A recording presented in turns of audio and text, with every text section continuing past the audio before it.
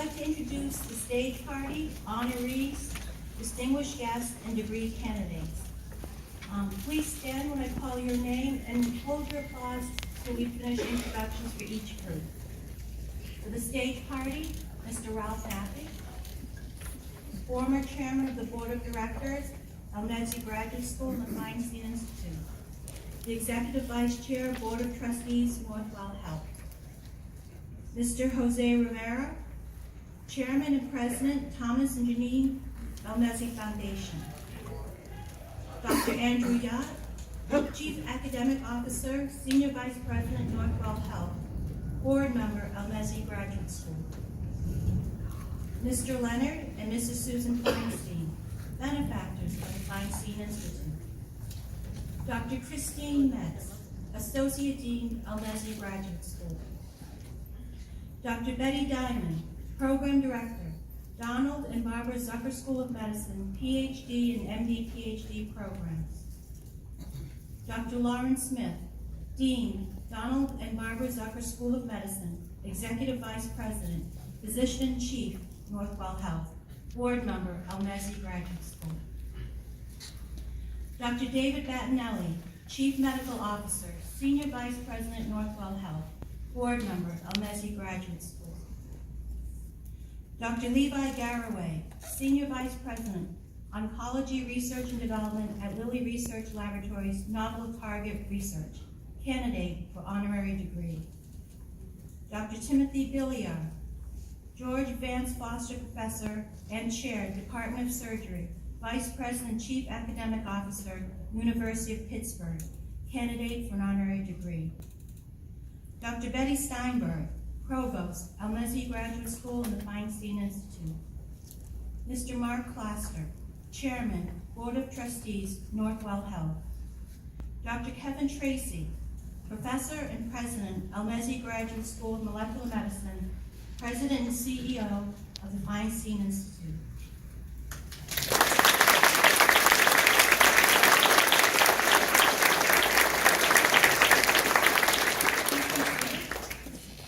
Now I would like to introduce our other honored guests and VIPs.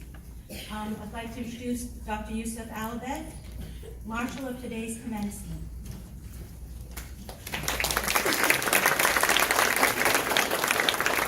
Hold your applause until we finish the VIPs. Yusuf, that was great. Mr. Alan Freed, Board Member, Thomas and Jean Elmezzi Foundation. Dr. Matthew Sharp, Board Member, the Elmezzi Graduate School. Mr. Stephen Saff, Board Member, Thomas and Janine Elmezzi Foundation and the Elmezzi Graduate School. Dr. Kanti Rai, Chief Hematology Oncology, Northwell Health. This is Susan Karchis, Board Member, the Feinstein Institute. Mr. Michael Epstein, Board Member, Northwell Health, Feinstein Institute. Mrs. Susan Klaster, Board Member, the Feinstein Institute and the Elmezzi Graduate School. Dr. Nick Chiarazzi, Board Member, Feinstein Institute. Dr. Richard Barakat, Senior Vice President, Cancer Services, Northwell Health. Thank you.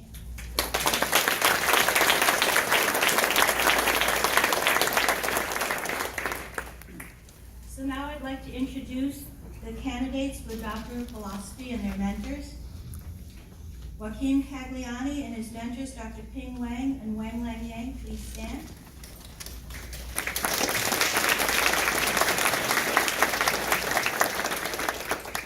Dr. Gavin Imperato and his mentors, Dr. Kevin Tracy and Sangeeta Sivan.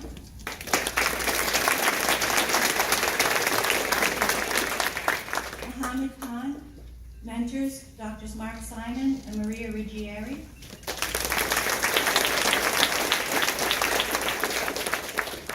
Dr. Adam Kressel and his mentors, Kevin Tracy and Sangeeta Sivan.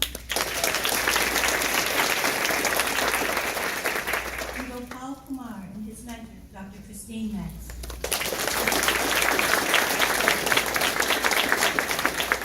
Please be seated. I'd like to welcome Dr. Betty Steinberg to the podium.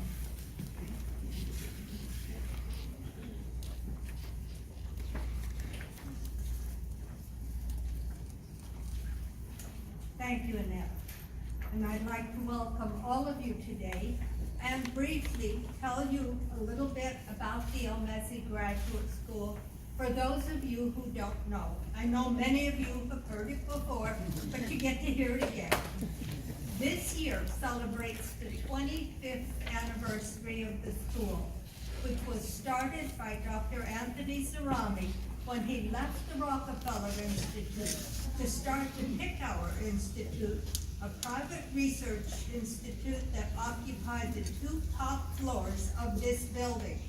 His vision was a program specifically designed to provide young physicians with 3 to 4 years of protected time with no clinical responsibilities so that they could become fully trained in what we now call translational research. Dr. Annette Lee was the dean of the program at that time and worked with him on the design and structure of a school that would accept very select and outstanding young doctors who wanted to become physician scientists. In 1992, with the closure of the Pickauer Institute, the program was assumed by North Shore LIJ, and the school was renamed the North Shore LIJ Graduate School of Molecular Medicine, which didn't fit on any of the lines that we had to fill out for annual accreditation.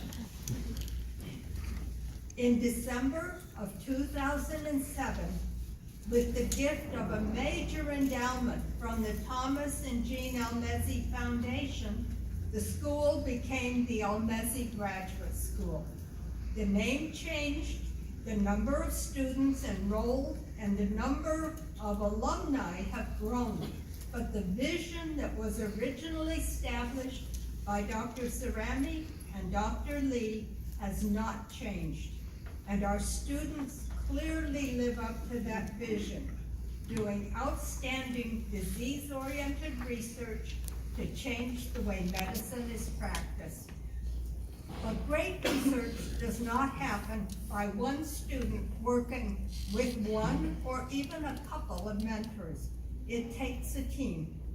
The Elmezzi students, the families who supported and encouraged them, the faculty and leadership, and the graduate students from the Zucker School of Medicine who take classes and do their research alongside the Elmezzi students are all part of that team. Working together, we will gain the knowledge to conquer the diseases facing people today. Thank you all for being here. Your very presence makes you a part of the team.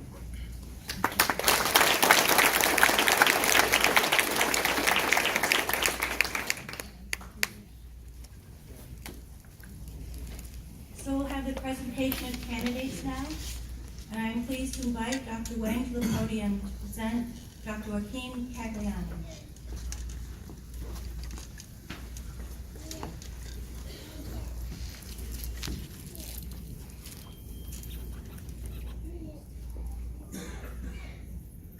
Joaquin joined my lab in 2016 to study stain signaling pathway in hemorrhagic shock. He was a hard work and great team member in the lab. His project focused on a new way to modulate bleeding and shock. This is important because the option for treating shock patients is very limited. Joaquin's work set the foundation for future therapeutic strategies for this terrible disease. After graduation, Joaquin will start his surgery clinical training. May I present Joaquin the degree of Doctor of Philosophy. Congratulations, Doctor.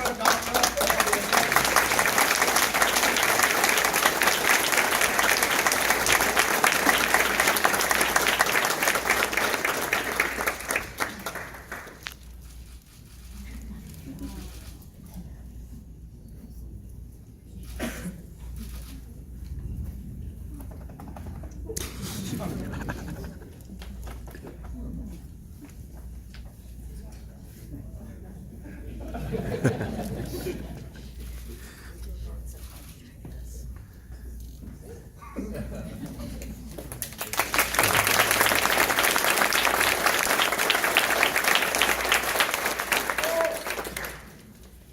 Kevin Tracy will present Dr. Gavin Imparato for the degree of Doctor of Philosophy. Thank you, Annette. Several years ago, when I first met Dr. Gavin Imparato, he joined the lab with an interest in continuing his expertise and training in allergy immunology, combining it to a career and studies of science and translational medicine to develop new therapies. But he also had a persistent and continuing interest in public health policies. And so Gavin's vision several years ago was to combine those. What Gavin did very quickly, in addition to lots of experiments and a lot of hard work, was he endeared himself to the lab because he became a masterful student that was fearless at teaching himself and all of us things we didn't and he didn't know beforehand. And he established himself as a brilliant speaker, to the point that when it was time for Gavin to present at lab meetings, we had standing room only, because other labs heard Gavin was speaking and would all come. Gavin did an outstanding job in putting together for his thesis a clinical trial that addressed the possibility of using non-implanted or non-invasive methods to target the inflammatory reflex through the vagus nerve to treat patients with rheumatoid arthritis. This has garnered a tremendous amount of attention and interest, not only from needing patients, but from others replicating this work around the world. Gavin's interest in public policy continues because he was selected by the American Association of Immunologists to be a public policy fellow, and as part of his thesis work here, actually went down to Capitol Hill to talk to legislators about the importance of research.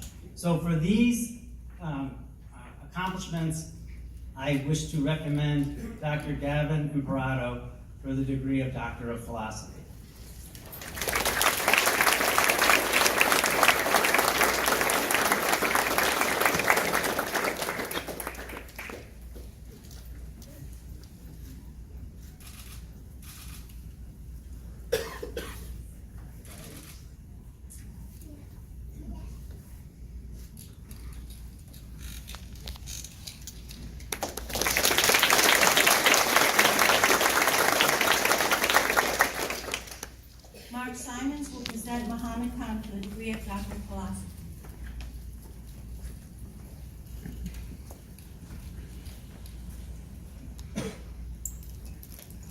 Dr. Khan has been studying glioblastoma, which is a devastating and hitherto incurable tumor. And so what he did over the last 3 years that he worked on his thesis project, he came up with a method, a new therapeutic method that actually consists of carefully selecting an mRNA and characterizing it and then delivering this to the tumor, which actually is a very challenging task. And so these experiments that he did actually worked way better than we expected, and so we really hope that this also will be translated to clinical benefit. So next year, Barbara will actually stay in the lab and study how come this method works so well. And in addition, he will be applying for neurosurgery residency. And so Barbara is extremely motivated to make a difference in the life of patients, and actually, I truly actually trust that he actually will do that. And so Barbara, it has been a tremendous joy to work with you, and so it's a privilege for me to present you for the degree of Doctor of Philosophy.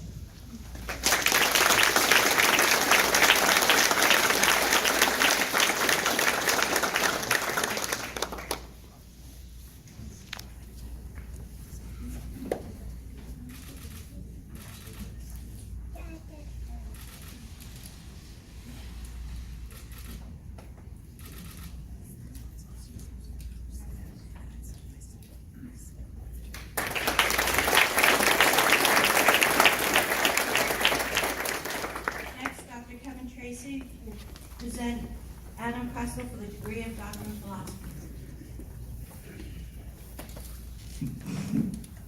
When Adam came to the lab several years ago as a surgery resident, he told me he was interested in transplant, to becoming a transplant surgeon and to learning enough immunology mechanisms in the lab that he could someday combine those in his future career. And I said, great, you're a surgeon in training, the lab starts at 6 a.m. and it closes at 10 p.m., just like the OR. And in fact, Gavin did a wonderful job at healing to that message. I'm sorry. And I am famous for calling Gavin Adam and Adam Gavin. And since one of them is in internal medicine and the other one is in surgery, they really hate it. And immediately they pounce on me saying, what is that? Which one do I think is smarter? Which one I stop? Adam's project was first to combine sophisticated molecular biology techniques to a very simple question of which neurons, of the billions of neurons in the mouse brain, control the amount of inflammation in the spleen. In order to do this, Adam had to travel to Cold Spring Harbor and immerse himself by himself in a very sophisticated program of molecular biology in the laboratory of Tony Zador, figure out how to do it all, move it all back here, and do the experiments, which he did to great success. We are very excited about where his scientific work is leading, and we're very excited to the day that we welcome him back here, hopefully as a transplant surgeon, focusing on using vagus nerve stimulation to suppress the immune system in heart transplant, liver transplant, and kidney transplant patients. So for these accomplishments and others, Dean Lee, I wish to present Adam Bressel as a candidate for the degree of Doctor of Philosophy.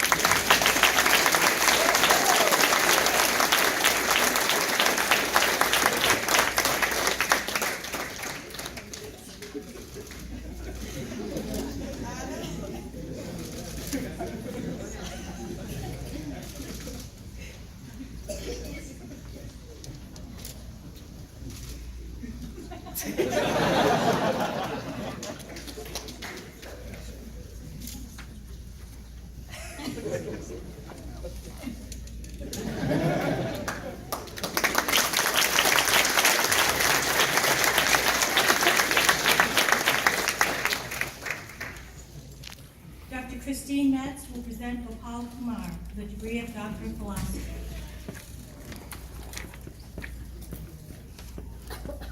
Good afternoon. It's my pleasure to introduce Gopal. Dr. Gopal Kumar came to the lab about 4 years ago, and he was interested in studying cancer. And he focused on the effect of magnesium on two important aspects of cancer. The first is cisplatin-induced acute kidney injury, and he described mechanisms whereby magnesium deficiency increases the vulnerability of the kidneys to cisplatin injury.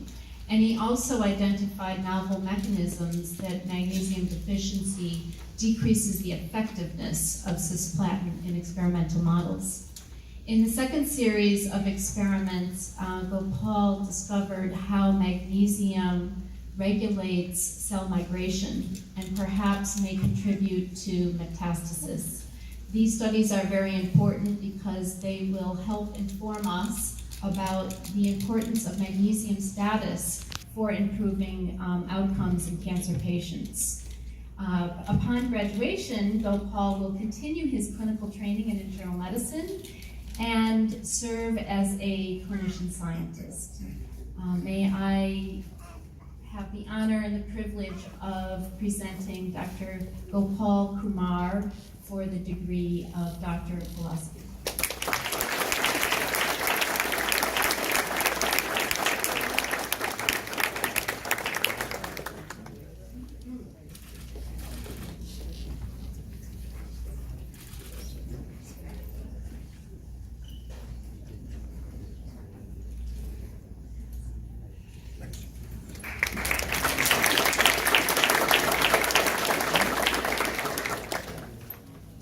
So will the candidates for the degree of the Doctor of Philosophy please stand?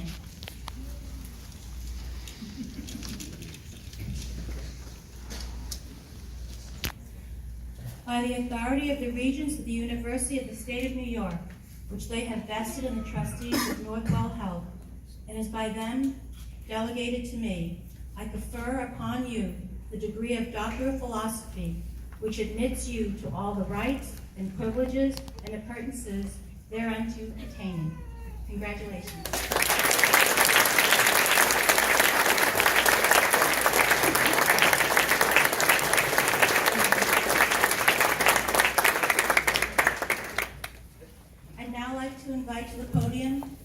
Dr. Smith, and Dr. Diamond.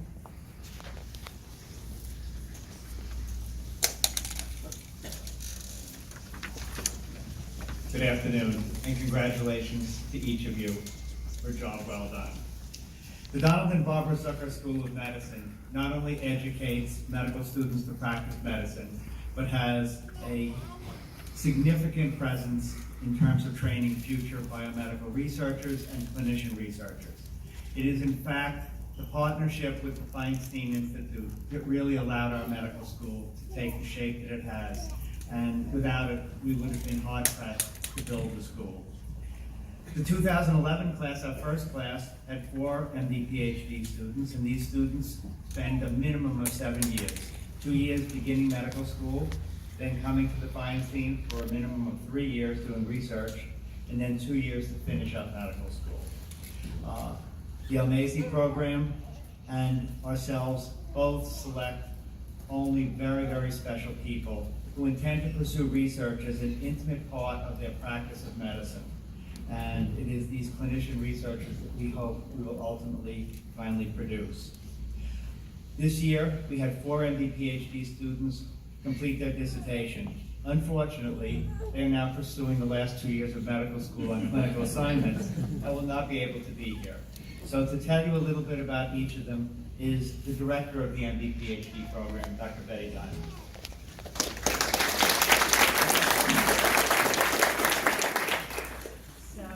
Brian Domovitz wrote a thesis entitled Modulation of Erythroid Progenitor Regulatory Programs by Intrinsic and Extrinsic Factors, Implications for the Treatment of Anemia, and he was mentored by Leo Blanc. Simon Cubis' thesis was entitled Neurophysiology of Base Processing in Humans, and he was mentored by Ashesh Mehta. Yolanta Norelli's thesis is entitled Effects of Doxycycline and Tenogenetically Differentiated Adipose-Derived Stem Cells on the Repair of Achilles Tendon Defects, and she was mentored by Dan Grandy. And Laura Warren's thesis is entitled An Investigation of Menstrual Effluent in the Diagnosis and Understanding of Endometriosis, and she was co-mentored by Christine Metz and Peter Graves.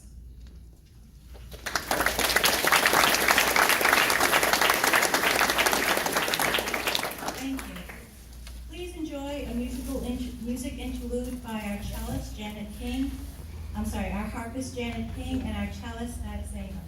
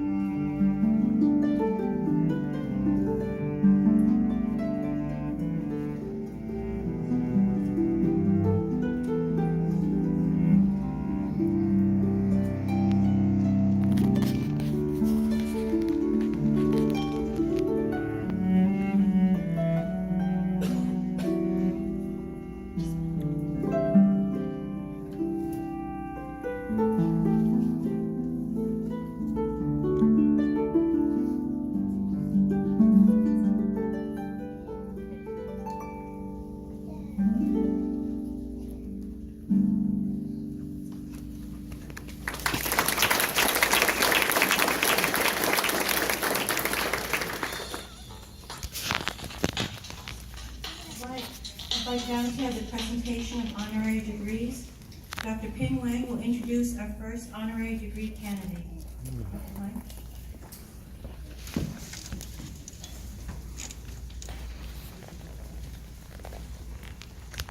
It is my great pleasure to introduce Dr. Timothy R. Biliar, a friend and collaborator of the number of Feinstein Institute faculty, including myself. Dr. Biliar is George Wayne's first professor and chair, Department of Surgery, University of Pittsburgh, vice president and chief academic officer, UP Physicians, and associate medical director of UPMC International. Dr. Biliar has contributed to foundational discoveries on the mechanism leading to immune dysfunction after trauma, shock, and sepsis. He has also contributed to the discovery of function and regulation of inducible nitric oxide synthase. Dr. Biliar has published more than 800 peer-reviewed articles and 7 books. He has been continuously supported by the NIH for 3 decades.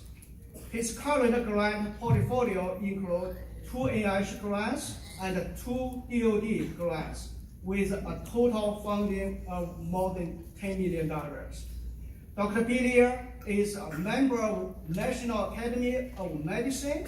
He has been receiving numerous awards, including NIH Merit Award, Shock Society Scientific Achievement Award, and Friendship Award from the Chinese government. Congratulations, Tim, for the honorary degree.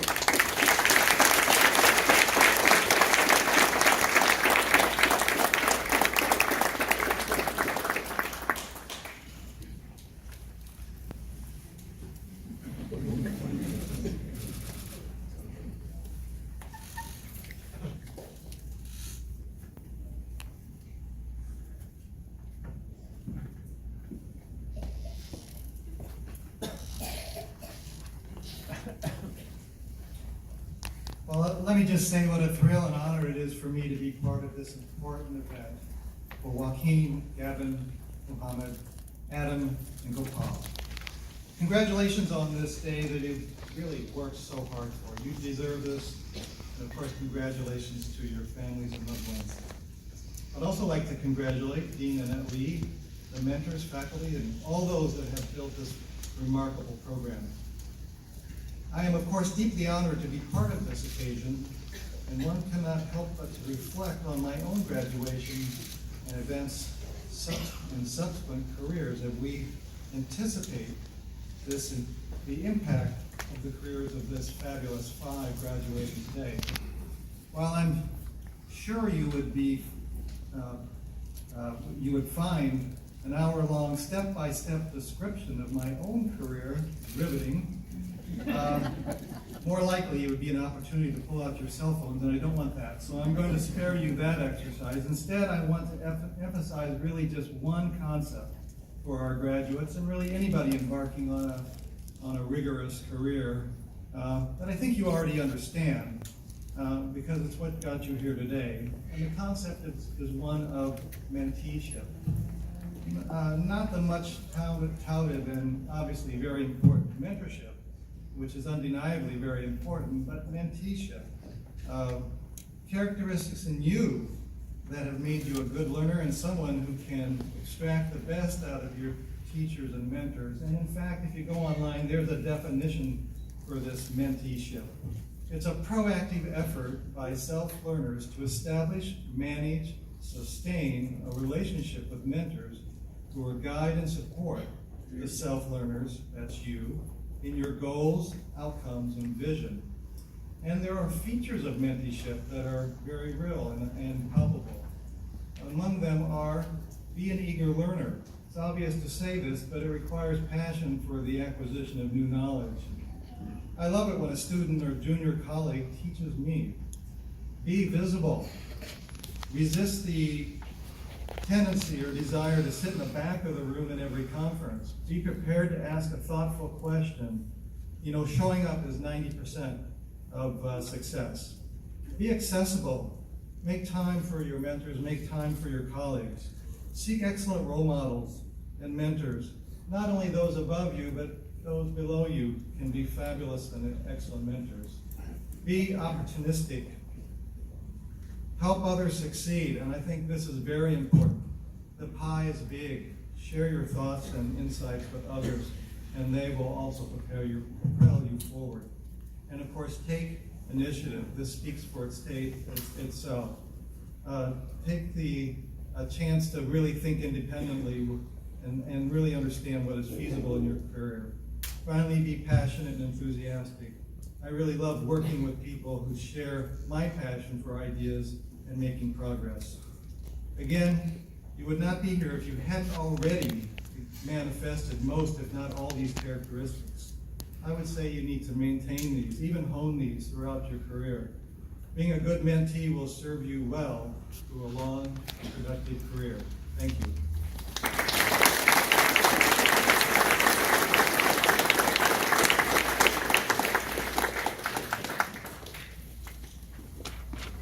Now Dr. Rich Barakat will introduce our next candidate for the honorary degree.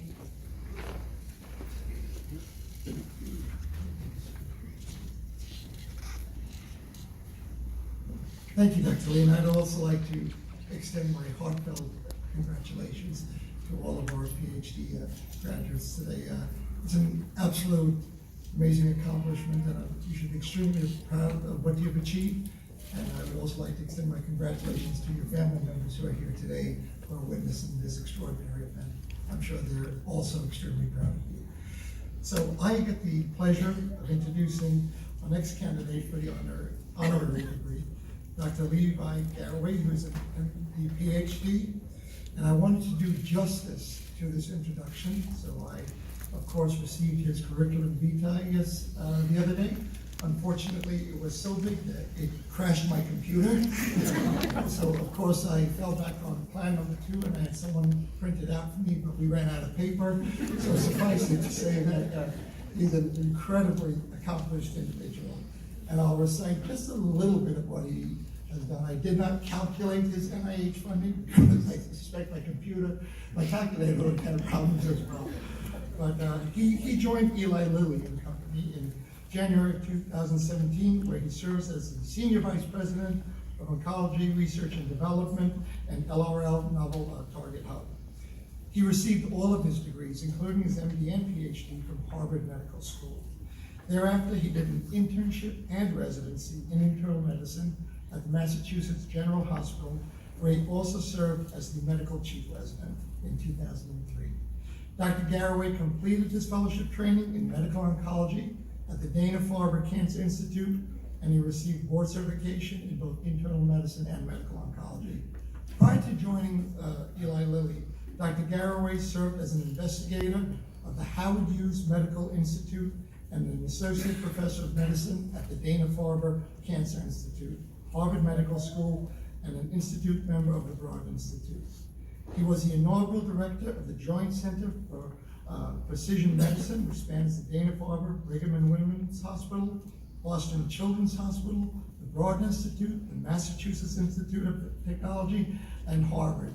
If you had the pleasure of attending his lecture yesterday, you can see he's an absolute expert in this area, and it really was a privilege to be there yesterday and to hear him speak. His research has informed several gene targets and druggable pathways relevant to the genesis and therapeutic vulnerabilities of diseases such as melanoma, prostate cancer, and other malignancies. His group developed a platform for the systematic cancer mutation profiling that inspired multiple personalized cancer medicine efforts across the United States and beyond. Dr. Garraway serves on the scientific advisory boards of major comprehensive cancer centers, including Memorial Sloan Kettering Cancer Center and the MD Anderson Cancer Center, and he is a member of several major National Institutes of Health and National Cancer Institute advisory committees. He has received numerous awards, including the Paul Marks Prize for Cancer Research the Jane Cook Reich Award from the American Association of Cancer Research, the New Innovator Award from the National Institute of Health, and an Outstanding Investigator Award from the National Cancer Institute. In 2009, he was inducted into the American Society for Clinical Investigation and served as its president from 2015 to 2016. That was a brief synopsis. So at this point, I would like to welcome Dr. Garraway to accept his honorary degree. Congratulations.